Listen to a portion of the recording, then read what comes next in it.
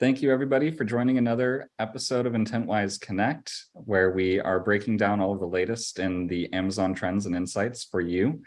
Today, we have a very special guest, Aman Advani, who is the Senior Director of Operations at AO2 Management, a Seller Labs-powered agency. We're going to be focused on thinking beyond ACOS today. So the KPIs that you should not be overlooking when you're running all of your Amazon advertising and running your Amazon business. Yeah, so real quick, we have a couple of, we'll go through an intro. We'll talk a little bit about what AO2 Management is, who's on the team and what they do. I'll give a quick intro for Intentwise as well. And then we'll jump into the main bulk of today's presentation, which is going to focus on thinking beyond ACOS and how you should scale your ads strategy with rules-based bidding. So again, like I mentioned, we'll do a Q&A throughout the presentation today. Please utilize the chat and Q&A widgets within Zoom if you have questions. All right, before we jump in, so quick note on Intentwise, in case you don't know who we are, exactly what we do. We are a software provider for brands and agencies in the e-commerce space with three main software applications. We call this our Intentwise e-commerce cloud. The first application we provide is an ad optimizer, which helps you manage your bids at scale for Amazon, Walmart, Instacart, and Criteo, as well as Amazon DSP. And you can use both AI, machine learning, and rules-based automation to affect that strategy. In the middle, we have Intentwise Analytics Cloud, which is a robust e-commerce data infrastructure that allows you to download and connect to all of the Amazon and Walmart APIs, save the reports from those APIs, and visualize them instantly, whether you're an agency doing this for clients or a brand doing it to see your profitability and other metrics at a very granular level. And then finally, we have Intentwise Explore, which is our AMC solution. This was built on top of Amazon Marketing Cloud to allow you to extract insights and build audiences without needing to write SQL code or build those visuals yourself. So if you're interested in learning more about Intentwise's solutions, feel free to reach out or visit our website to book a meeting. And with that, I will go ahead and turn this over to Aman to introduce our topic for today. Awesome. Thanks, Ryan. And yeah, if you haven't used Intentwise or a rule-based bidding platform, highly recommend checking these guys out. They have been a lifesaver for a lot of our partners and even for us managing our internal brands or anything like that. They have a host of tools that I know can help anyone out there in the e-commerce world. So thanks, Ryan. Amazing. Awesome. So today, guys, I would love to jump into the importance of holistic metrics in e-commerce advertising. And I feel like the question I get the most is, what should my target ACOS be? And starting with that question, I always bring it back a step and I say, why are you looking just at the advertising ACOS? And if you are, and if you can gauge profitability and you're able to grow your sales that way, that's awesome. And I still feel that there's other metrics you can look at that will give you a better picture of total account or total business growth or decline, right? Oftentimes what I see is when people are very ACOS focused, they go into the ad console or they have their team go into the ad console on Amazon, and they're quite literally shutting down any campaigns that aren't meeting that ACOS metric for, let's say, 2 weeks or 3 weeks, right? So if your goal is 20% ACOS and you have campaigns running 30 or 40% for more than 2 or 3 weeks, what I've seen happen often is people will go and shut down that campaign, and maybe they'll drag the proven keywords over into a new campaign and launch that, and then negative anything over. And really, the reason I advise against this strategy is because you never can really tell, if you're looking just at the ACOS or just the ad sales, how much advertising is really impacting your total sales on Amazon, right? So organic sales and the ad sales. So the metric I prefer to look at is called TACOS. And I know it's not Tuesday today. It would be great if it was. But TACOS... TACOS stands for total ACOS. And the reason I like to look at this metric is it gives you a much better picture of how ads are affecting your total catalog or total sales growth or, again, decline, right? So if you notice that you're running a campaign at 40% ACOS and your target's 20, and you're like, oh, I'm going to shut that off. Instead of shutting that off, look at what products that campaign is advertising for. Go into your business reports by child or parent ASIN, depending on how much you're advertising in that one campaign, and see month over month, as your spend increased or decreased on that campaign, did your total sales incrementally or in a large way increase or decrease? And the best way to test this theory too is go into your ad console and find those campaigns for, let's say, your top products, and notice on the months where there was a big Prime event, or like today or yesterday and today, I think was it 10th and 11th or 11th and 12th? I always mix it up. 10th and 11th. 10th and 11th. Cool. So it just passed. I know I spent a ton on the 10th and 11th. Yeah. But yeah, like going back and looking at those peak sales days and really looking at your top campaigns and noticing, okay, even if I wasn't hitting my target ACOS specifically on these big deal days or big traffic days, did I notice that my organic sales kind of lifted that, right? And instead of just tracking that ACOS metric for that campaign, look at the total ACOS metric. And the way you calculate total ACOS is you take the ad spend divided by the total sales for that product or that campaign, and not just ad sales or ad spend over the ad sales, because that's what ACOS is. And so again, I know we're speaking kind of in generalities right now. If anyone has any questions, please throw them in the chat. But I really believe that instead of just looking at ACOS, looking at TACOS gives you a much better picture on account growth and profitability. Because quite literally, this is looking at just dollars in, dollars out, or true ROI. When you're looking at just the ACOS, right, Ryan? Like it's not really looking at a true ROI or true dollars in, dollars out. That's just dollars in, dollars out for the ad sales. And then you're assuming that the organic sales are just coming from people clicking organically, which quite often can be the case, but ads do influence how much people are seeing your product and which placements you get organically as well. And I think speak to there. Yeah, I was just going to add, it's like the algorithm that Amazon uses to determine organic rank is a mystery technically to us all. But I think we can prove that, advertising is definitely one way to increase your organic rank, whether that's through increased sales velocity, just increased visibility onto the product page. And so understanding that your ad spend does have that extra benefit that's much harder to measure in terms of whether it's impacting your organic rank is exactly why I think, Aman, you're indicating that we should be paying attention to total sales movement, both up and down, as it relates and correlates to ad spend on its own. It's not only to see the direct performance of that ad in that particular click, but what is this doing for me in terms of Amazon's broader algorithm that determines organic rank?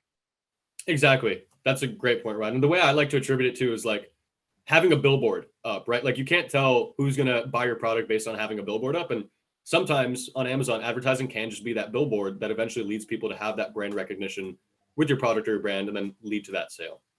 Right. Cool. Let's move on to the next slide here. Of course, TACOS is great. And looking at ACOS and using ad spend and ad sales to grow your brand is great. However, before you really jump into spending, even if you're spending $1,000 a month or $3,000 a month in the small scale of things, you really want to start before scaling your spend by looking at your conversion rate and what you can do to get that up. And so I believe if you're unfamiliar with where to find conversion rate in the ad console, I believe it's under CVR. And conversion rate quite literally tells you, and Ryan, maybe you know the exact metric probably a lot more than me, but I think conversion rate is how often your ad is viewed versus how often something is bought. Is that correct? Yeah, so there's a couple of definitions for conversion rate, and I'll just break it down. So it depends on really where you're at. If you're in the ad console, you can see conversion rate now under the products tab, which will show you your advertising conversion rate. So an ad conversion rate is the number of impressions divided by the number of clicks on that ad. So, or it's the inverse of that, clicks divided by impressions, right? And then if you're looking at your overall conversion rate, it would be the way that Amazon defines it as unit session percentage. So in this case, it would be units ordered divided by total number of sessions for the given time period. So depending on where you're at, if you're looking at total conversion rate or advertising conversion rate, they are calculated a little bit differently. Great. Thank you. I know it's been a while since I've managed an Amazon account. So thanks for filling me in back on the metrics. But I do know that working on your conversion rate is key to growing your ad sales and your total sales. And things you can do to get your conversion rate up often align with good SEO and good content. So obviously making sure that you have crisp, clean images that all fit Amazon's pixel dimensions, making sure you have some good infographics that highlight the unique value properties or propositions of your products that you're selling. And then really having good A+ content and a good brand store is key. Especially, I think I saw a metric the other day, Ryan, that 60% of shoppers for this most recent Prime Day, and I think the last one, shopped on mobile versus desktop. And and I know that A+ content and the listing images. So when you're looking at it on a desktop, right, you get this nice big, I like to call it digital real estate, this big page of digital real estate that you can kind of populate with a lot of text and a lot of images and a video even. And when you're on mobile, when you're scrolling and you look at a product, the first thing you see is the title. Then you see those 6 images or 7 images in your detail page. Hopefully you have all 6 or 7 filled out. And then right after that, you're going to see the A+ content. So the customer journey is vastly different on desktop versus mobile.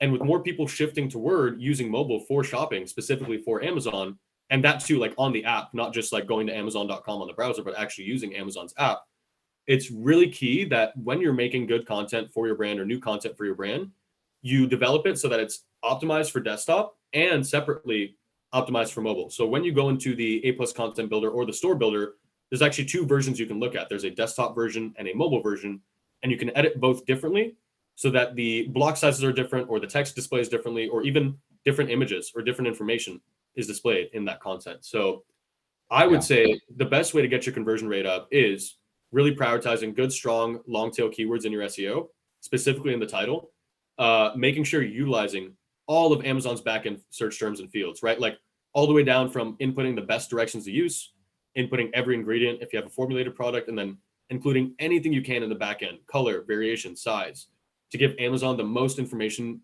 about that listing as possible.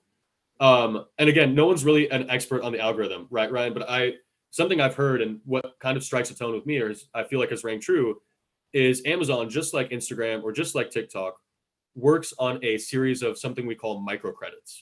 And so for each small bit of information you give Amazon, the more likely they are to push your ad placement or push your organic placement higher and higher. And so on Instagram, an example of microcredits could be if you've got an Instagram story, how often people are clicking and holding to pause your story, or how often your posts or stories are sent to other users. And so on Amazon, a lot of those microcredits actually transfer to just being bits of information. So how much you can fill out about a product, how many reviews and good ratings you have, what your IPI score is. So all of these things kind of combine, and it's not just doing one thing to get your conversion rate up. It's kind of a combination of looking at your account, making sure your account health's good, making sure your IPI is good, and making sure your listings are fully optimized with great content and great SEO, which will help drive reviews up, drive sales up, and drive your growth up.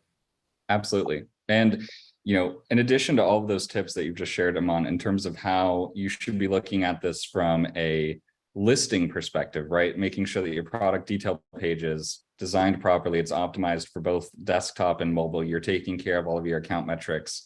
There's a whole host of things that you should also be paying attention to when you build out your ad campaigns to ensure or to maintain that high conversion rate, right? So making sure that you're bidding on the appropriate keywords, that you have good control with negative keywords to ensure that, obviously if your ad is showing up for irrelevant keywords, that's an impression that's being counted. If nobody's clicking, that's harming your ad's conversion rate. Amazon does pay attention to that. They want to know who's got the highest click-through rate on an ad, who's got the highest conversion rate then when they land on the page, who's got the lowest return rate after an order's been made.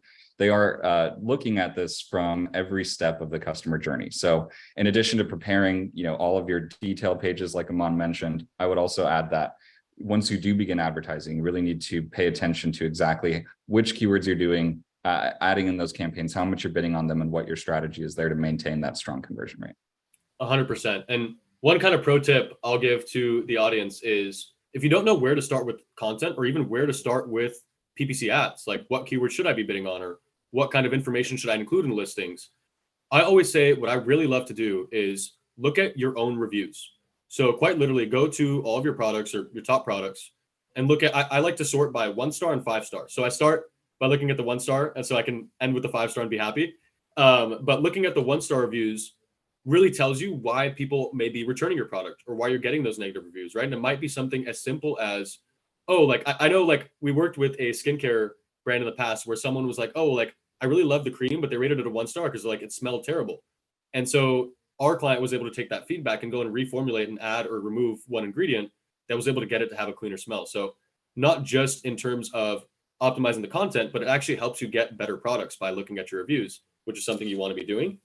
And then when you look in those 1- and 5-star reviews, you'll probably start to notice some trends of people saying like, oh, wow, I loved how this helped me, or for this glass, for example, like, oh, wow, I love the size of this glass, or, oh, wow, the color was really good, or, oh, wow, this set was fantastic. And so if you notice that there's trends in both the 1-star and the 5-star reviews, take whatever's in the 1-star reviews and try to make sure you're adjusting your product or adjusting your packaging or adjusting your messaging to fit the expectations that people are having. And then for the 5-star reviews, the best thing to do is actually pull a lot of those keywords out and use those in your content and in your ads, right? So I've got a little bottle of hot sauce here on my desk. I know it's getting blurred.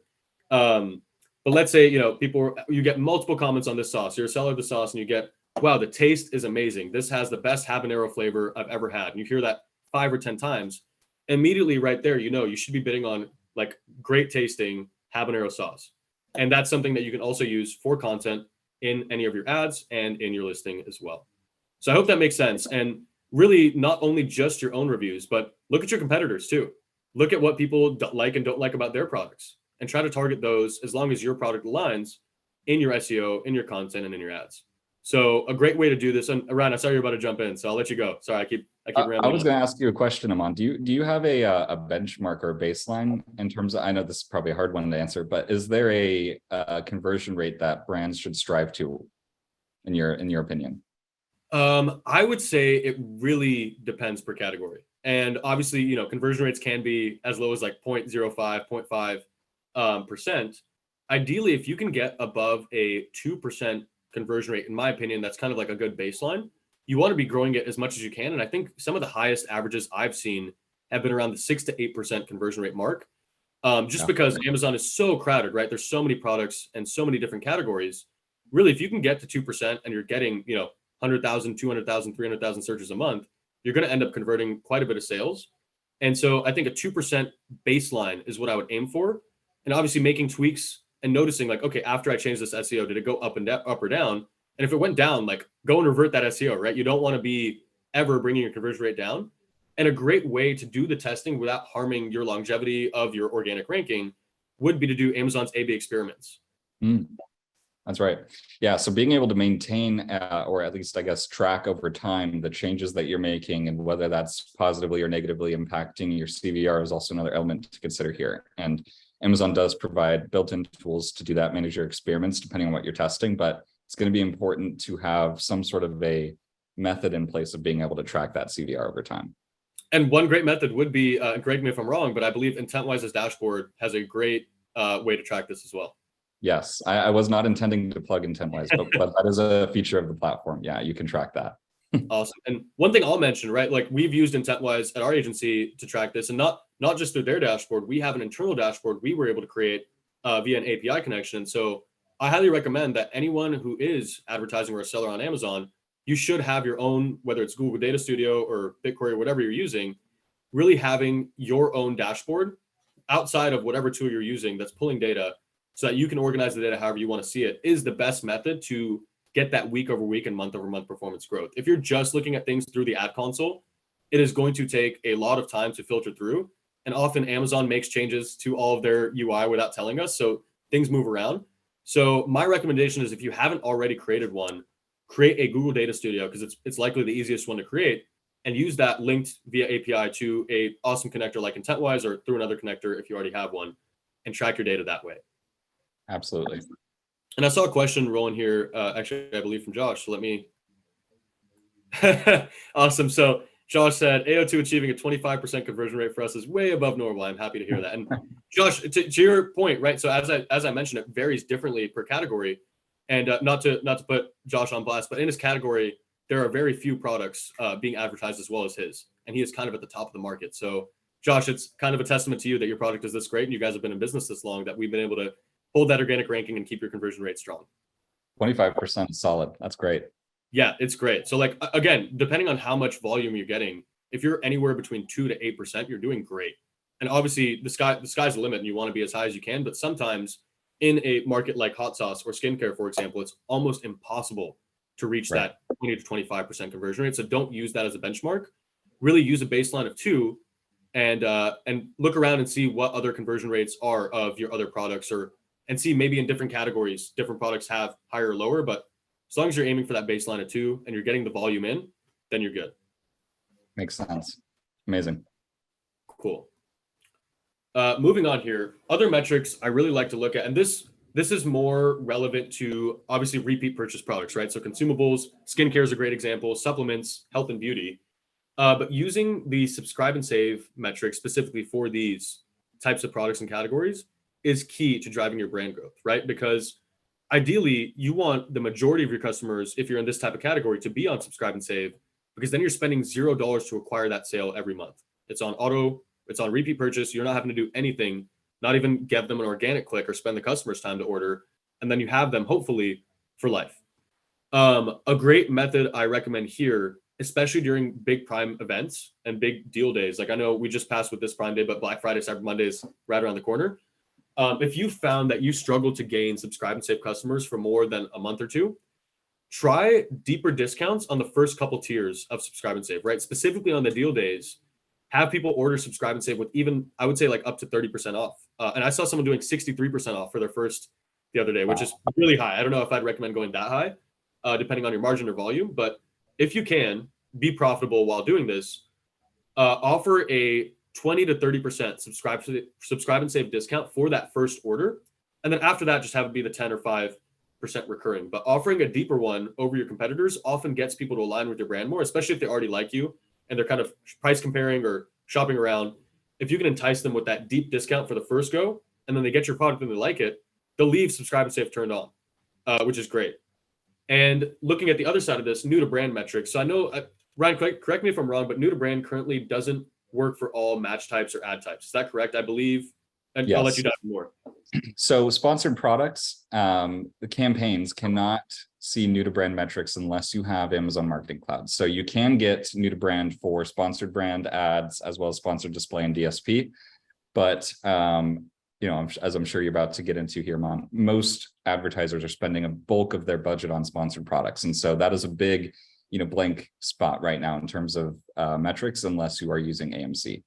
Got it. Yeah, makes total sense. And that's why AMC is such a cool new tool that's been launched. Yeah. But yeah, I would say roughly what I've seen is 80% of people are running sponsored products, or 80% of campaigns people are running are sponsored products versus 20% going to SB or SD. Right. So not a totally accurate metric unless you're using Amazon Marketing Cloud right now, but still looking at those new to brand sales and the new to brand percentage of sales that's coming in each month is key to determining whether or not you're actually driving new customer acquisition, or if you're actually just spending your ad dollars to reacquire the same customers month over month, right? Because ideally you want people on subscribe and save. That way you're spending $0 to acquire that customer every month. If not that, you want them shopping and clicking organically or just reordering through their old orders to get your product. And if you notice that your sales are staying flat and your ad spend is flat and nothing's really moving or changing, what's likely is you're doing too much brand defense and you're probably targeting your own brand too much. And so if I'm searching, you know, for this hot sauce, I might type in the brand name and then the hot sauce. And if I'm clicking on the first sponsored one every time, even if I've already bought it and I know what I want, then you as the seller, you're losing an extra $1 or $2 on top of each sale that you could be retaining if you just have better organic placements and a little bit less aggressive of a brand defense strategy. And one way to tone back on brand defense, what I've noticed is in the initial stages, you want to include everything, right? The brand name, the product, every product's name. And as you get further along and you notice your branded sales growing, the way to scale back your spend, in my opinion, is to really remove a lot of those long tail keywords from the branded spend, right? So like instead of searching for Aman's white coffee mug with water inside, because obviously if someone's searching that, they're trying to buy that, just leave it to be like Aman's coffee mug. And even then, if you notice that a lot of spend is going there, pull back even more and just have it be Aman. Have that just be the branded spend and defense you're doing, and really shift over a lot of your sponsored product branded spend over to SB. First of all, because you can track the new to brand, which is a lot better, and you get storefront metrics, which is a lot better as well. Secondly, because if you're spending on both sponsored brand and sponsored product on the same keywords, you're probably wasting your placements and you're taking up too much of the screen where people are going to click on you regardless, and you don't want to be spending double, right? You don't want to be spending on both a sponsored brand click and a sponsored product click for the same person. So ideally, the way I recommend scaling back on sponsored brand, not sponsored brand, but brand defense strategy is by shifting a lot of the spend to just the SB campaigns and pulling back on those longer tail brand keywords. And Ryan, I don't know if you have any insight there as well. Yeah, I think this is actually a great slide to bring it back to the core theme for this section, which is why ACOS on its own is not a good metric or not a good indicator of success or failure. And I think especially as you look at new to brand metrics, to your point, Aman, if you're investing or you're over investing on branded search, your ACOS on those campaigns will actually look very favorable, most likely, right? So it's going to be a very low ACOS. It's pulling in a ton of high intent branded search, and it makes those campaigns look very strong. And on the flip side, you know, if you're running a subscribe and save acquisition strategy and you've got a deep discount already you're giving 30% off the top for the first order and you're advertising against that, those campaigns are certainly going to have much worse looking ACOS. And so this is exactly what you're talking about in terms of why ACOS should not be your single indicator of success. You've got to really understand what's the intent behind this campaign, what's the long-term value behind this order that I'm potentially generating, and am I investing the correct amount on branded and non-branded defense to make sure that I have a good balance. So that's great. I actually have, just on that last line, do you have a recommendation, Aman? I know it's, again, probably a very deeply personal thing for each brand to determine, but is there a correct split that you should aim for in terms of how much of your spend should be brand defense versus new customer acquisition? Yeah, I always, for anything in the campaign world, I love to use the 80-20 rule. So I would say 80% of your spend should be non-brand defense, right? Like it can still be branded spend, but like brand attack. Like you should be out there attacking competitors with this 80% of your ad spend or other products or keywords. And roughly 20% of your spend should be branded defense for you. And that number can be even lower because, as Ryan was mentioning, the ACOS is always going to look great on those campaigns, right? Like you're going to have, wow, I only have like a 10% ACOS. I'm getting all these sales in. And you're not realizing that those campaigns are actually costing you money and costing you margin because you're just looking at that ACOS metric. So I would say 20% of your spend should be branded defense for yourself and for your brand. 80% should be more aggressive, exploratory spend, discovery spend, as well as proven spend against keywords, products, and brands that you can win against. 100%. No, that's great. I agree. I think there's always an element of needing to do some brand defense, but at the same time, making sure that the bulk of what you're doing and investing in is growth. Awesome. Yeah, all great points. And again, subscribe and save is the king. If you have a repeat purchase product, you want everyone on subscribe and save as much as possible. And I don't know too, just on the last vein here, I know Amazon just released some new tools for customer like reach out, right? Like you can reach out to customers now that have bought in the past and give them new offers for subscribe and save particularly, I think. Yeah, so brand tailored promotions definitely unlocks some of that. If you didn't watch our webinar a few weeks ago with Liron Hirschkorn, he did get into some of the specifics. So that's a good one to check out. But brand tailored promotions, to your point, Aman, does allow you to basically take a subset of your customers and email them directly from Amazon. I know if you haven't heard of it, that might sound crazy to you, but it's true. Amazon lets you send an email directly to their customers with that offer for your brand. So it's a very powerful tool. Yes. And I highly recommend everyone put that in their strategy for Q4, for Cyber Monday, Black Friday, and for Christmas. I think it is a great way to reach to your customers and let them know about new products or additional offerings you have for your brand. Totally. Awesome. So now we'll go into ideal ratio of ad sales to total sales. And again, I'm going to preach 80-20 rule here. And it is slightly different for every category and every brand and every product. But in the end, the goal should not be to give Amazon as much money as possible through ads, right? You want to be able to spend a reasonable amount of ad spend and then grow the organic sales. That way you're not having to increase your overhead month over month to just to increase your sales, because then you're not making any more money. The goal here is, and what I see normally upon launch, Ryan, is more than 50%, right? Like 60 or 70% probably of your sales will come from ads in the beginning stages for the first months or even the first year, depending on how long it kind of takes you to get to a good review velocity. And just jumping to a side point real quick, I always recommend like try to get your reviews up in conjunction with the ads as much as possible, because reviews are such a big driver of sales growth and organic sales growth. If you have, a product with 5 reviews, you can probably have 80 or 90% of the sales coming from ads, but you're never going to be able to grow that organic ranking if you don't get the reviews to go up as well. So jumping back to the original point, 20 to 30% of your total sales should be ad spend sales. And that's good. And then 70 to 80% of your sales should be organic. And again, the way to get this metric to shift, right, from going from a 70-30 split where 70% of your sales are coming from ads to where 30% or 20% are coming from ads is to do all the things we've kind of just mentioned in the previous slide. So optimizing your content and listings for the conversion rate, going through reviews and making sure you're improving your product if needed to get that conversion rate up, going to your competitors and looking what their products are reviewed for, whether good or bad. And then obviously looking and taking into account all of your branded spend. You want to make sure you're lowering your branded spend over time so that your organic sales can grow and you're targeting more aggressive other long tail keywords or brands. And again, this really varies depending on your category and business. I would often say that in the consumable space, it is a bit harder to get this exact split. And I normally see more of a 40-60 split where 40% of your sales are coming from ads and 60% are coming organically. Just because with the consumable space, specifically supplements, I feel like so many new supplements pop up every day that you kind of have to be a bit more competitive on the ad side just to make sure that you're getting that visibility for whatever category you're in. I know a big category right now has been like these mushroom supplements, right? Not the psychedelic kinds, but more reishi, chaga, lion's mane, all of the ones meant to boost brain health and immunity and those sorts of things. I've seen, I think in the last couple of weeks, I've just been tracking using a couple of software tools, see all the new products that have launched. And it went from like, there were 5 brands that were doing a lion's mane pill. And now I think there's over 100. And that happened in the last like 8 weeks. I swear. I've been tracking that.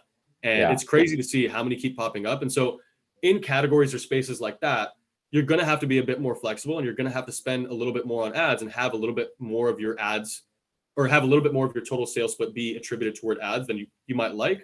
But the goal is you want to maintain your dominance or your organic ranking, right? So you can always have it so you're spending low budgets. And one thing I recommend to do if you're in this consumable space and you're trying to keep your organic ranking up and keep your sales split good is launch a few campaigns, and we call these ranking campaigns, where quite literally you have like 1 or 2 or maybe 5 max keywords in this campaign. If you can even just do 1 keyword in the campaign, that's what I recommend the best. But for example, just going off that lion's mane supplement example, quite literally just have a single keyword campaign that bids on lion's mane supplement. And you know for a fact, and I can tell you right now, you are never going to have a good ACOS on that campaign. It's always going to be over 100%. But you want to keep the budgets really low, right? Like $5 or $10 a day, 20 if you can afford it. It doesn't have to be super high. And you can add in negative targets. And the goal of that campaign is you just want to make sure that you are keeping ad placement for that word at all times. Even if people are clicking and they're buying something else, or they're clicking and not buying, at least getting the clicks in tells Amazon's algorithm that, oh, people are searching for this keyword and then clicking on this product. So we should keep that ad placement up here. Otherwise, if you're not bidding on certain terms, right, like your ad placement and your organic placement is going to disappear for those search terms. So where your budget allows and how to kind of get around having to spend a lot on targeting other brands or products and keeping that ranking is to launch what we call these ranking campaigns. We have just a few keywords or 1 keyword that you can bid on that are very relevant to your product, just to keep the ranking up, even though you know the ACOS is going to be terrible. Yeah. And Aman, I love the way that you think about this, which is very just formulaic in terms of what are we actually doing when we're buying ads on Amazon? If you break it down into the simplest components, you're buying traffic against a search term and everything else that you've set up along the way, your conversion rate for your listing, the keyword that you advertise, whether you set up a ranking campaign, is all leading to this formula of essentially number of clicks times the cost per click times your conversion rate times your lifetime value of that customer. And so if you're listening and you're wondering, is 20 to 30% of total sales going to work for me? This is the math that you should do is, what is it going to cost you to acquire that customer based on the number of clicks you can get in a given day running a ranking campaign, based on the cost per click of those keywords and your conversion rate. And then based on what you're selling, is that customer likely to come back, or are you likely to only sell to them once? And so by running through that mental model and trying to reverse engineer almost Amazon's algorithm, you can find the right balance for your business and your category that allows you to invest in growth, maybe at a poor ACOS, knowing that those sales will come back later. And so, yeah, this is a fantastic insight. Awesome. Thanks, Ryan. Yeah, I do really view Amazon and e-commerce as a formula. And even taking it a step back from what Ryan was mentioning into how you even determine what that target ACOS should be, or what these target splits should be, it all starts with your COGS. So what I recommend doing for everyone out there, if you haven't done it, is quite literally grab your COGS on an Excel sheet and add in all of Amazon's fees, right? So the referral fee, the shipping fee, every single fee, if you have an agency, even their fee. Like when we do this for clients and when we're helping determine target ACOS or target total ACOS, we quite literally involve our fees split across the catalog to make sure that we're coming up with a true cost of sale or true revenue per sale.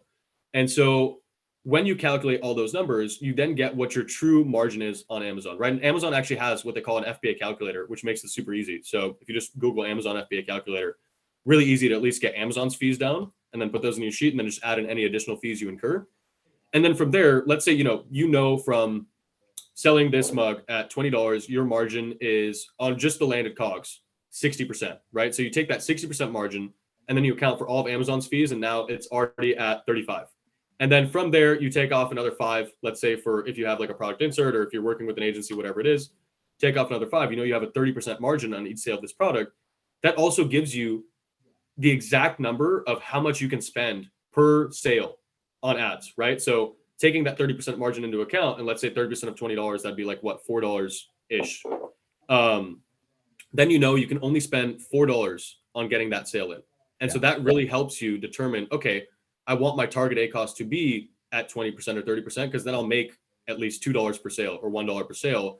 You never want it to get to the point where you're actually losing a cent or two or even $1 or $2 per sale. And we've definitely seen that happen. I remember we were working with someone in the essential oil space, and because their products were priced quite low, which was great for customer acquisition and great for visibility, they were actually losing a cent on every sale that we advertised for them.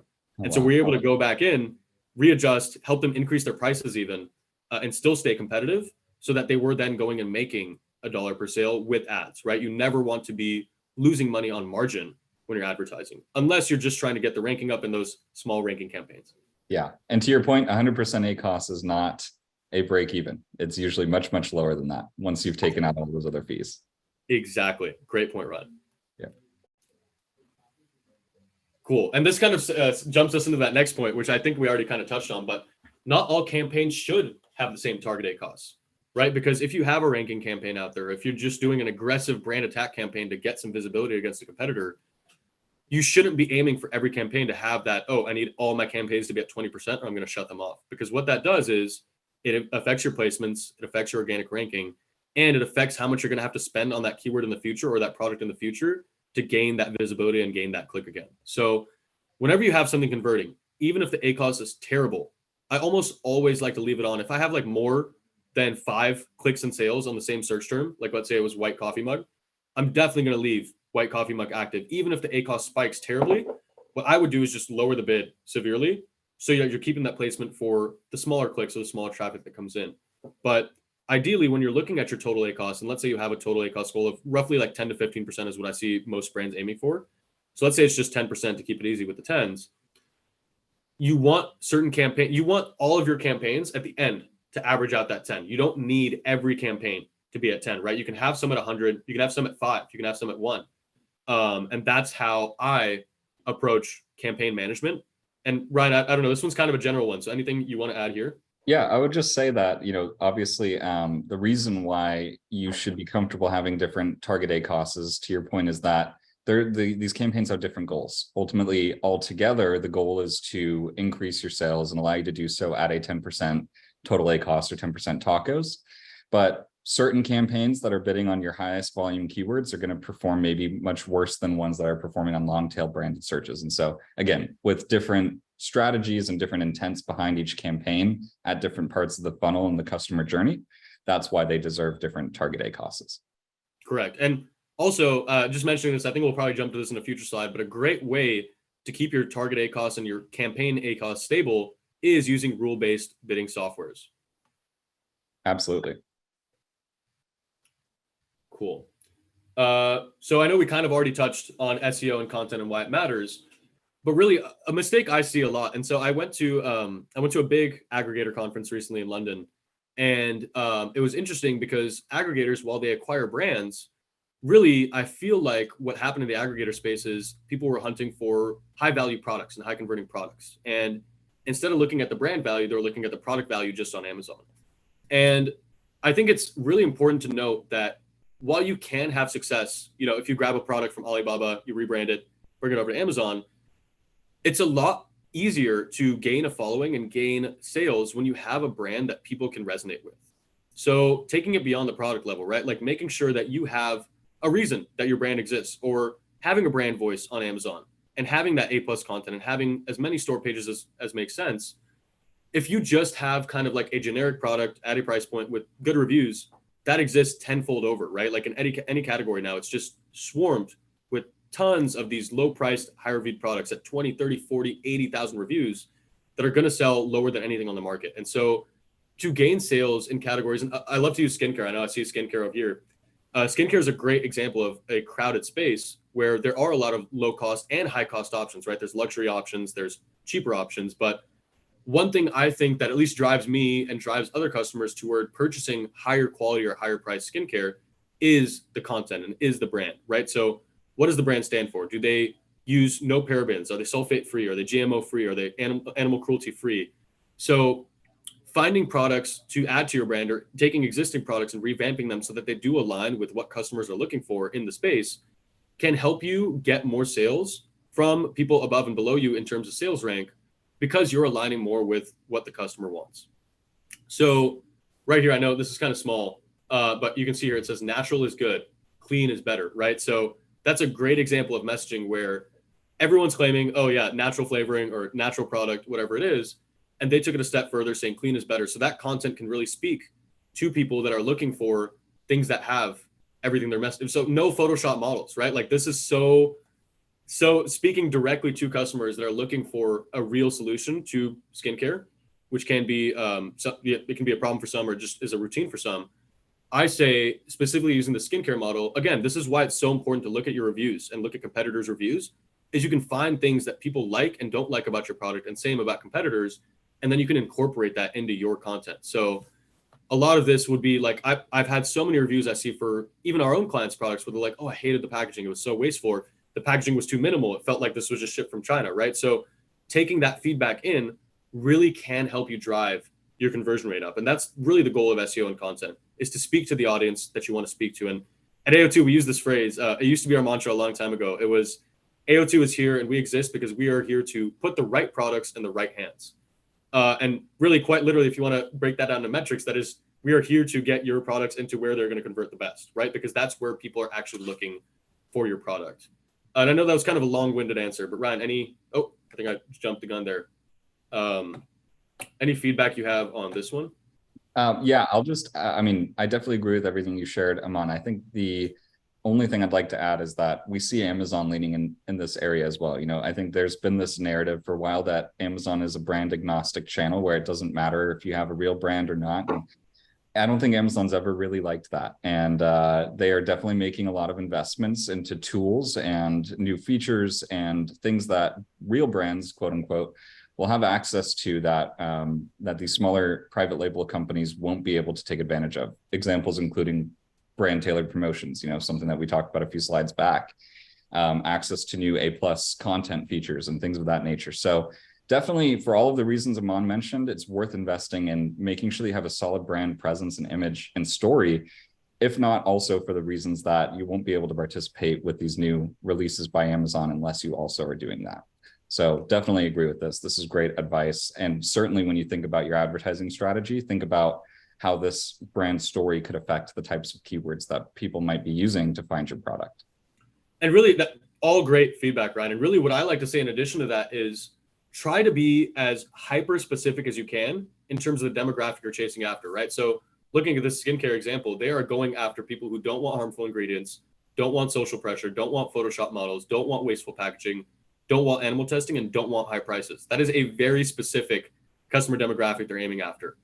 And what that does is, if you're selling skincare, it's impossible, or any category, it's impossible to target every person in the space, except for maybe Josh, because his product is awesome and his category is awesome. But yeah, there's just so much out there and there's so much people are looking for out there that it's impossible to target everyone.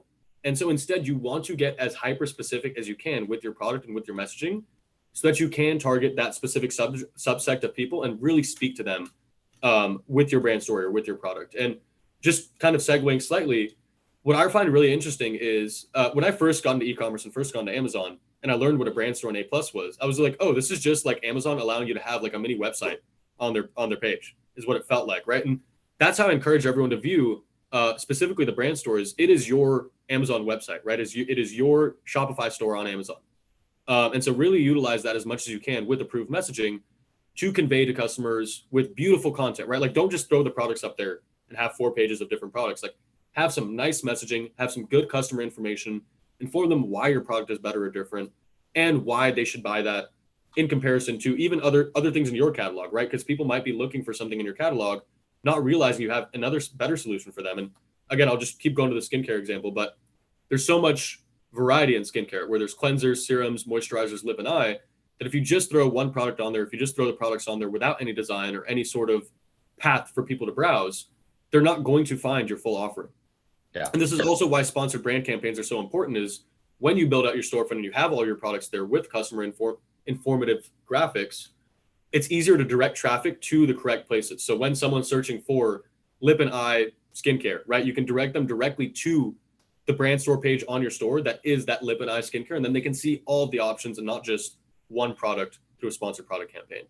So that's why I really like the sponsored brand campaigns and really like storefronts and A+, is it feels like Amazon is letting you have your brand website on Amazon. And if you're not taking advantage of that, you definitely should. Yeah, that's a great call. I remember when there was really no customization available when designing your product detail pages. It's definitely improved quite a bit, right? You can bring over some of the same styling and the fonts and the ways that you present your brand on your website. You can do that on Amazon now. So the days of brandless Amazon listings are over, I think. Awesome. Yeah, I totally agree. Jumping into this next topic, and I know we have a couple minutes. I'm going to try to wrap up here in 5 minutes so we have some time for questions. But one thing I always hear is like, oh, the market is too crowded and the market is too flooded, and that means that I can't succeed. And that's where I actually feel that people are wrong. Because if a market is flooded, it means that the demand is there. It means that there's very high demand for that product. And so oftentimes, all it takes to have success is to differentiate yourself. And so kind of jumping to my previous point, in the an example I'll use here that I think is great is drones. I see a ton of opportunity, specifically in the electronic drone space on Amazon. Mostly because, first of all, the top, I think, 100 listings that I see right now are all Chinese brands, and they all have like very Chinese names. And secondly, the price points are kind of all over the place. So there are drones, ranging from like $20 all the way to thousands of dollars on Amazon. And so this is actually just an idea I had. I was like, oh, like I kind of just want to like try launching a drone and we'll see what happens. I don't think I'm going to pursue it because it seems like a lot of headache. But specifically with drones, right? Like there is so much search volume. I think in the last month, I checked the search volume jumped by 80,000 searches just in the last 30 days for the word drone. And I think specifically for drones for kids was the search term I was looking at. So wow. People are getting ready for Christmas and Black Friday for sure, and getting ready to get their kids those drones. But one thing I would suggest is when you have such a crowded market like this, like the drone space, check out where the search volume is increasing and look specifically for those long tail keywords, right? So don't just look for drones. Like if you're using Jungle Scout or Helium 10 or whatever you use, don't just look for the main keywords like drones. Look for things like drones for kids, or even like pink drones for kids. Like I was trying to think like, oh, is there a market for like girls drones? That could be a subsect I'm looking for there. And then tailor or create a new variation of your product specifically for that subsect that you can target for these big sales days. And then once you bring in enough traffic or enough volume from those big sales days, or just from getting that product out there, you'll see that, again, you need a good brand store, and then the traffic should transfer over to the rest of your listing. So I know that's kind of like a weird example, and I'm not sure how many people are in electronics, but let's look at supplements, for example. Again, it's all about your strategy. So if you don't have any sort of ranking campaign, if you're just looking at that ACOS metric in the ad console, it's going to be very hard to keep competing with the new supplements that get added every day. And I think, I work in many departments here in AO2, so I often end up on sales calls with new potential customers. And I spoke with a supplements customer last week there where they grew themselves. They started with 0 sales, and now they're doing 150,000 a month in sales in like 6 months. And I was really impressed. And I was like, wow, like, so like, why are you calling me? Like, why do you need help? And they're like, well, we can't scale it past here. Like it seems like we just have to keep spending more and more money on Amazon to grow the sales. And then we're not gaining profitability. We're just pumping out product and making no more money. I was like, great. Like, are you looking at total ACOS? And they're like, no, like every campaign has to be at 25% ACOS. And I was like, oh, well, there's your first mistake. So really, I know we've covered a lot in this webinar in terms of different topics: conversion rate, content, SEO, reviews, PPC. But the overarching point I want to make is it's not just any one thing that's going to drive your business growth. You really have to look at things holistically and from a top level view, looking at every metric and every part of your business to be able to grow successfully. And I think that all starts with having a good product and a good brand that you can align with customers' needs and wants. So being hyper specific, having a good SEO strategy, having a good PPC strategy, all in conjunction, can kind of help you get to success in these crowded markets or even the non-crowded ones. Amazing. I know we didn't get to touch on this, so I definitely want to touch on this, and then we'll jump into some questions. So where intelligent bidding software comes in, and I always get the question from potential clients like, oh, like once I sign on with AO2, like is software just running your guys' PPC? And I was like, I'd be very clear and I let them know that the software is there as a catch-all net and to give us insights that we can't get in real time or unless we spend hours and hours combing through data. So the main things that we use Intentwise for at AO2 are bid adjusting, right? So when we notice that during peak sales days, we're going to have higher bids and higher volume of traffic, we can set our own custom rules using Intentwise, or I don't know if you're using another platform out there in the audience, but setting up custom bidding rules to make sure that if ACOS hits, 40 or 50 or 60%, to then lower the bids so that you're not spending a ton and losing money, or vice versa, right? If ACOS is hitting 10%, to keep the budget doubled or to keep the bids increased. This really helps you stay on top of the competition, specifically on big deal days. Another big thing we use it for is we just kind of have like a catch-all net of rules that we set for clients where we know that if we spend $100 with no sale or $50 with no sale, we don't want to keep spending, right? So we can have rules that we set up where if a certain dollar amount is spent, we can, and no sale has come through, we can actually lower that bid drastically or even lower the budget for the day down to $0 or $1. So the main role of Intentwise with AO2, I want to clarify, is we use it in conjunction with our PPC managers and our account managers to make sure that even when they're asleep, even when people aren't online, we're never wasting ad spend. And there's so many cool tools in Intentwise like day parting that we use, right? So day parting, if you're not familiar with it, can quite literally look at data from when your product is clicked and bought the most to least throughout the day, right? So let's say from 12 p.m. to 5 p.m., everyone's clicking and buying your product, but then all of a sudden after 5 p.m., you're getting a ton of clicks and traffic, but all of the sales and all the conversions drop. Day parting actually enables you to set up rules that can raise and lower the budgets and the bids during your peak sales hours of the day, right? So getting super granular, not even just the peak sales days or weeks or months, but down to the hours each day. So using day parting can greatly help you get your conversion rate up because then you're not bidding during those non-peak hours or peak times. And the last kind of thing I'll note here, and Ryan, I definitely want to let you jump in because you're much more of an expert with Intentwise than I am, but data harvesting. So Intentwise has some key features that let you take what we call proven keywords, right? So any keyword proven to get a sale and automatically transfer them to different match types or to different campaigns so that you're not having to manually go in there, download a report, look at all the negative keywords, look at all the proven keywords, and then manually kind of add them to each campaign as needed. So the main things we use Intentwise for, again, are data harvesting, proven keyword transfers, and then really rule-based adjusting and day parting. Those are like the four biggest features that we've used as an agency because we have, we have very in-depth PPC managers who really dive into the data and make strategic decisions day by day. And the software is kind of there as a catch-all, and we don't let the software run the campaigns, right? The software is there to tweak and manipulate to make sure we're maximizing them. But then we have real people there to make sure that the proper actions are being employed every day, every week, and every month. Totally. And that's a great point. The software, any software that you pick, whether it's Intentwise or something else, should never be considered a replacement of your team, right? It's an extension of your team. It's there to help your team do their job more effectively and more quickly. And in the case of Intentwise, our goal through all of those modules that you mentioned, Aman, is to help you find, Amazon accounts are so big, right? You've got thousands of campaigns and millions of keywords potentially. There's a lot of places where mistakes can be made or things can be missed. And so finding an ad tech that is able to surface those opportunities to your highly skilled team is exactly what we're trying to build here at Intentwise. I think this has been a fantastic presentation, Aman. Are we ready for some Q&A? Am I good to stop sharing my screen here? And obviously, if you want to connect, guys, feel free. You can email me at Aman at AO2 Marketing, and you can connect with me on LinkedIn. And the last thing, I guess, or call to action I want to make, Ryan, before we jump into the questions is, if anyone would like a free advertising audit done by AO2, feel free to shoot me an email, and we are more than happy to set you up with our ads team and go over on a call the data we see and suggestions we can make to help you improve your performance. That is a great offer. I would definitely take Aman and his team up on that if you haven't already. If anybody has questions, specific questions for Aman, please go ahead and utilize the Q&A in Zoom or the chat box.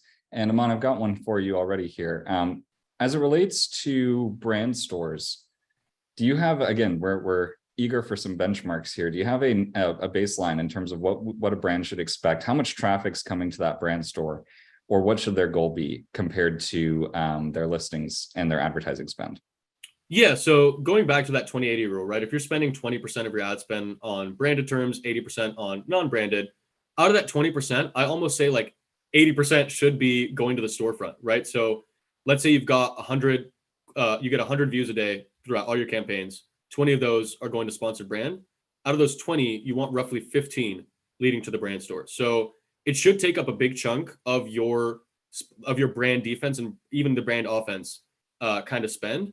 And it's really hard. I guess this one's kind of harder to answer because it really depends where you're starting off with and like where your benchmark is right now.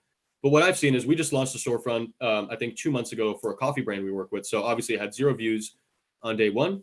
We were spending about $2,000 a month driving traffic to it. And now by month 3, I think we're getting about 5,000 visitors a month to that storefront. So I would say just, again, looking at your campaigns and your data, right? It depends what's most profitable for you. If you notice that when they go to the storefront, it's leading to a drop off in sales or a loss in conversion rate, or they're not buying as much, don't direct as much traffic there and direct it back to the listings until you can tweak your storefront and figure out why people aren't buying from there. So I guess this one's like a little bit harder to answer, but I hope that gives some insight. No, that's great. Thank you. I think that helps answer the question. We have one more here around subscribe and save. Are there any particular ad types that you found to be helpful with driving new subscribe and save subscriptions or orders? Yes, definitely video ads. I would say I've seen, and I know I fell for this literally yesterday. Like I ordered something on subscribe and save because first of all, they were giving me that 30% discount. And second of all, they had this nice big video taking up the screen. And again, looking at mobile versus desktop ad placements, even when you're on mobile and when you're on Amazon's app, the video takes up your entire screen for the most part. I don't know, unless you have like the biggest iPhone. I just got the regular one. Yeah. But on my regular iPhone, like the video just takes up so much of the screen that it almost like makes people stop at least and look for a second. And then usually, and I could be incorrect, but at least I've seen on mobile, and maybe this is a new thing they're testing with Amazon because they're always testing stuff. But I actually saw like a subscribe and save offer in the ad under like the link. So it was like the video, and then right after was the product, and then right after it had like a little green subscribe and save offer 30% that I saw. And so I feel like just getting the most, like again, digital real estate from a page, video works really well.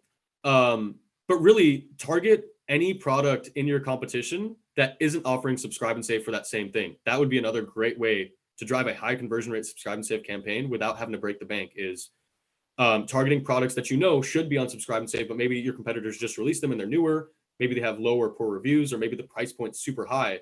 And the way I target those is through a category campaign where you set the filters for higher price than your product and lower reviews, right? If your product is priced at $10 and you've got a 4-star rating, you want to be targeting anything $11 and above with below a 4-star rating or a 3-star rating or below. And normally you'll see that the ACOS and conversion rate on those campaigns is super high, and you're getting that subscribe and save customer in so that in the future, you're not having to then go and acquire that customer again. And again, making sure when you're targeting products or when you're advertising products that have subscribe and save offered, make sure that you have a good deep discount for that first one, right? If you're just offering 5% off, that's kind of standard and no one's going to bat their eye. And I always just go to like one-time purchase. If it's a 5%, I'm like, I don't even know if I'm going to order it again. But if you're offering 10, 15, or 20% of a discount, and then it doesn't really matter what match type. You can do SP, SB, or SD. If you've got a good discount out there, people are likely going to click and buy compared to the competition. That's a great tip, actually. The looking at all of your competition that's not currently offering subscribe and save, and then going after those people specifically. I think that's great. And so is the insight about sponsored video. I think that's very interesting. Aman, do you have time for one more question? Yes, I'm more than happy to say. Awesome. All right. So we got one here from Jason in the chat. He says, we sell topical treatments in antifungal markets where ACOS numbers are often in the 60s and 70s. We often scale back during these times. I'm assuming high traffic times like Prime Day, but won't backing off of ad spend always negatively affect your organic ranking? Great question. So I never like to work in absolutes. So again, not being the expert on the algorithm, which I think no one can be, I wouldn't say that necessarily lowering your ad spend will always result in an organic rank drop. That being said, if your competitors are spending more on your top search terms or your organic rank search terms on those big days, then yes, your organic ranking is going to drop. And the way I would mitigate this a lot, Jason, would be to use something like day parting, or even to just look through the data yourself and know like, okay, on these days or these times of the day, people are or aren't converting. And that way you can kind of minimize how much you're having to spend on those days, but you can keep your spend high and competitive with the competition. And then while they're spending at midnight or through 4 a.m. when no one's buying and adding to cart, you can just lower your ad spend so that next day during noon to 5 p.m. when it's high, you can keep your ad spend up and you're good. And I'm actually curious with Jason, I'd love to connect over email to find out why your ACOS is so high, and maybe also what your total ACOS is looking like and how you've been approaching that so far. There you go. Awesome. Well, thank you so much again, Aman, for answering these questions and for spending the last hour with us and our audience today. I think we've all learned a lot. If anybody wants to learn more, has any additional questions for Aman, I have shared his email and his LinkedIn in the chat. You can also obviously find them at their website. But thank you to all of our attendees. Thank you, Aman, and thank you to AO2 Marketing for joining us today. Awesome. Thank you so much, Ryan. It's been a pleasure. Always have a blast doing these.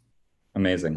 All right, we're going to go ahead and end today's webinar, but thank you again for everybody who joined us. We will send the recording out early next week if you didn't get to watch. Thank you.